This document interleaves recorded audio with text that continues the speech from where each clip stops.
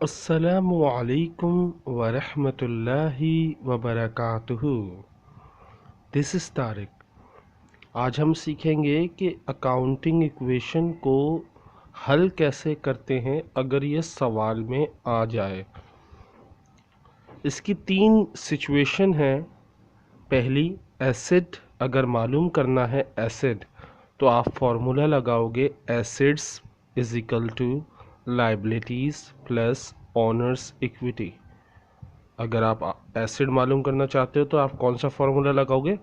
First one, assets is equal to liabilities plus owner equity. Okay. अगर आप मालूम करना चाहते हैं लाइबिलिटी मालूम करना, अगर आप लाइबिलिटी मालूम करना चाहते हैं या लाइबिलिटीज़ मालूम करना चाहते हैं, तो उसके लिए कौन सा फॉर्मूला लगाएंगे? Liabilities is equal to assets minus owners equity.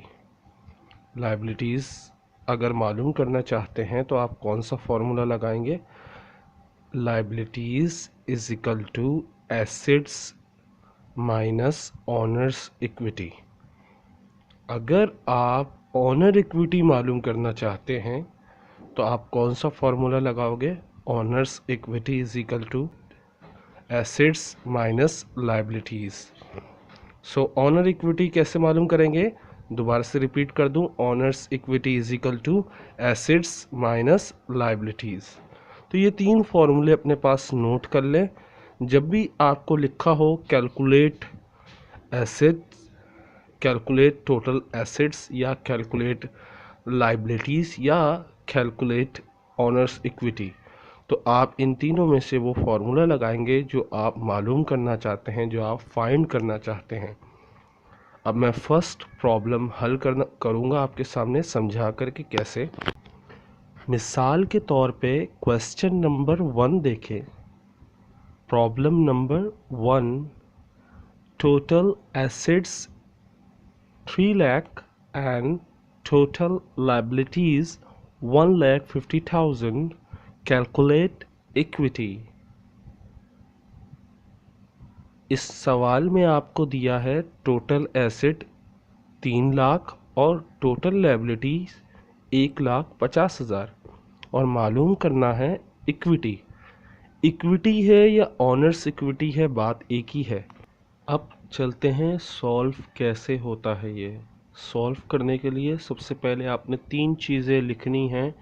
चाहे कोई भी चीज़ मालूम करनी हो, एसिड मालूम करना हो, लायबिलिटीज़ मालूम करनी हो, या ऑनर्स इक्विटी मालूम करनी हो, सबसे पहले आप सॉल्यूशन की हेडिंग डालेंगे हर सवाल में। उसके बाद आप हेडिंग डालेंगे ब्लैक पेन से अकाउंटिंग इक्वेशन फार्मूला या अकाउंटिंग इक्वेशन। उसके बाद उसकी जनरल फॉर्म लिख कर दिखाएंगे। जनरल फॉर्म से मुराद होता है assets is equal to liabilities plus owners equity. यहाँ तक हर जवाब में ज़रूर आप ये लिखेंगे।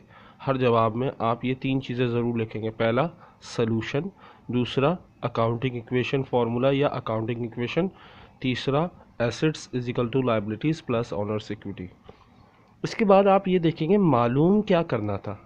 इस सवाल में आपको मालूम करना था कैलकुलेट इक्विटी। कैलकुलेट इक्विटी, तो आप क्या करेंगे? जो कैलकुलेट इक्विटी, जो चीज़ कैलकुलेट करनी होती है उसका फॉर्मूला लिखा जाता है। तो आपने जो चीज़ मालूम करनी होती है वो इज इक्वल टू से पहले आती है और वो अकेली होती है। यानी जैसे ऑनर्स इक्विटी बिल्कुल अलग है, यानी अकेला है, is equal to assets minus liabilities. इससे पहले मैं आपको 3 फार्मूले ऊपर बता चुका हूँ कि जो चीज़ मालूम करनी होगी उसका फॉर्मूला लगाएंगे। तो हमें यहाँ इक्विटीज़ मालूम करनी है, यानी ऑनर्स इक्विटी मालूम करनी है, तो हमने क्या फार्मूला लगाया? Owners equity is equal to asset minus liabilities.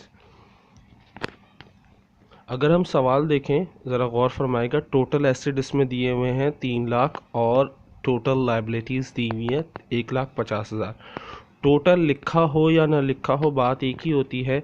मैंने यहाँ क्या किया, owners equity as it is लिखा, इज इक्वल टू डाला। उसके बाद एसिड के नीचे मैंने एसिड का अमाउंट लिखा, यानी 3 लाख, 3 लाख मैंने कहाँ लिखा? एसिड के बिल्कुल नीचे।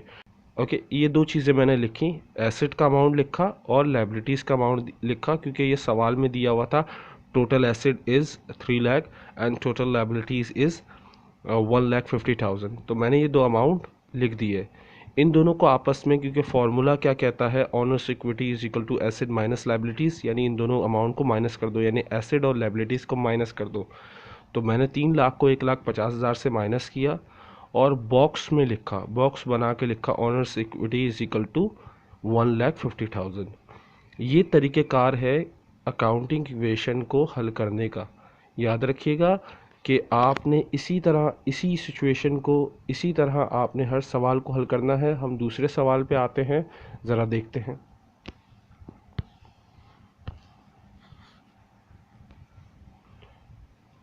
दूसरा सवाल देखें, question 2, total liabilities 1,50,000 and honours equity 1,50,000, calculate assets. Total liabilities जो है वो 1,50,000 है और ऑनर्स इक्विटी जो है वो 1,50,000 है। मालूम करना है एसिड। सबसे पहले मैंने सॉल्यूशन की हेडिंग डाली, अकाउंटिंग इक्वेशन की हेडिंग डाली, उसके बाद जर्नल फॉर्म लिखी। जर्नल फॉर्म कौन सी होती है? Asset is equal to liabilities plus owners equity.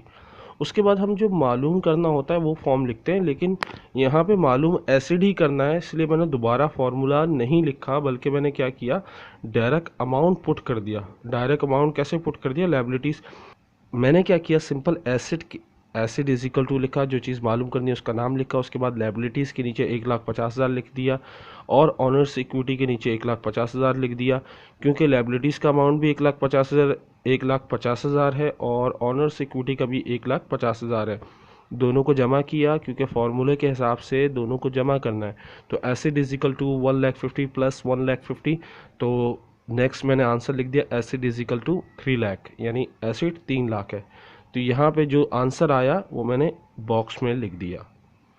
3 चीज़ें लिखना ज़रूरी हैं, सोल्यूशन, अकाउंटिंग इक्वेशन और जनरल फॉर्म। उसके बाद आप वो फॉर्म लिखते हो जो चीज़ मालूम करनी होती है। वो मालूम कैसे करनी है, उसमें पुट करें, अमाउंट पुट करें, जिसका जो अमाउंट है वो पुट करें और प्लस माइनस करके आंसर आ जाएगा। तीसरा सवाल देखते हैं और ज़्यादा बेहतर समझने के लिए। Question 3, problem 3, total assets 1,10,000 and equities 90,000, calculate liabilities। Total acid जो है, एसिड दिया हुआ है 1,10,000 और इक्विटी दी हुई है 90,000 और मालूम करना है लायबिलिटी। सबसे पहले मैंने वही किया, सोल्यूशन की हेडिंग डाली, अकाउंटिंग इक्वेशन की हेडिंग डाली और उसके बाद मैंने ब्लैक पेन से ये दोनों, यानी अकाउंटिंग इक्वेशन को भी ब्लैक पेन से लिखा और जो फॉर्म है उसको चाहे तो ब्लू पेन से लिख लें या ब्लैक पेन से लिख लें, इट्स अप टू यू। तो asset is equal to liabilities plus owners equity. मालूम करना क्या है? लायबिलिटीज़। लेकिन जो पहली फॉर्म लिखी जाती है वो शो की जाती है कि अकाउंटिंग इक्वेशन की मदद से ये, तो assets is equal to liabilities plus owners equity. तो अब हम वो फार्मूला लगाते हैं जो चीज़ मालूम करनी होती है। तो हमने क्या किया, liabilities is equal to assets minus owners equity, ये इसका फार्मूला था जो ऊपर दिया हुआ था, जो मैंने आपको याद भी कराया ऊपर। तो हमने सिंपली क्या किया, एसिड के नीचे एसिड का अमाउंट लिख दिया 1,10,000 acid and 90,000 honours equity. I subtract both of them, दोनों को मैंने माइनस कर दिया। 1,10,000 को 90,000 से माइनस किया तो 20,000 बचा, वो हमारा क्या कहलाया, लायबिलिटीज़। ये थे कॉमन तरीके से, यानी नॉर्मल तरीके से जो सवाल दिए जाते हैं। उम्मीद करता हूँ ये 3 सवाल आपको अच्छी तरह समझ आ गए होंगे। नेक्स्ट वीडियो में थोड़ा सा घुमा कर अमाउंट दूंगा, यानी एसेट्स, लायबिलिटीज़, यही सवाल होंगे, लेकिन इंग्लिश थोड़ी सी घुमा फिरा के दूंगा ताकि आप समझ सको कि इसमें क्या मालूम करना है। उसमें ये नहीं लिखा होता कैलकुलेट, क्योंकि इतना आसान सवाल दिया नहीं जाता। बेसिकली ये जो मैंने टोटल एसिड ऐसे लिखा नहीं जाता, ये मैंने आपको समझाने के लिए लिखा है। तो नेक्स्ट क्लास में मैं आपको दिखाऊंगा कि 5 ईयर में, यानी जो बुक्स में है वो किस तरह सवाल आता है और बुक्स में किस तरह इसको घुमा फिरा के दिया होता है। करना यही होता है, लेकिन उसमें क्या होता है आपको पता ही नहीं चलता कि ऑनर्स इक्विटी कौन सी है, एसेट कौन सा है, लायबिलिटीज़ कौन सी है, या मालूम क्या करना है ये भी नहीं पता होता। तो ये चीज़ समझने के लिए अगली वीडियो का इंतज़ार करें और मुझे दुआओं में याद रखें। जाने से पहले इस वीडियो को अपने दोस्तों के साथ ज़रूर शेयर करें, क्योंकि जो आपने सीखा आप दूसरों को भी सिखाएं। अस्सलामु अलैकुम, अल्लाह हाफिज़, टेक केयर, बाय, टाटा।